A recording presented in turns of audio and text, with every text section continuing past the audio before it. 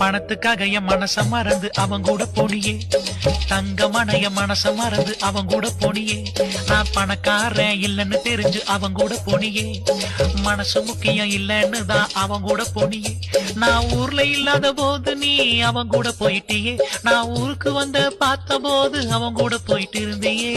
சீ சீ சீ சீச்சியன் குமாரி ஒரு சீச்சியன் குமாரி ஒரு கிடைத்தது ஒரு நாள் தொலைந்து போகலாம், பிடித்தது ஒரு நாள் வெறுத்து போகலாம். இந்த உலகில் நிரந்தரம் என்று எதுவும் இல்லை, யாரோடு யாரும் நிலையானதாகவும் இல்லை.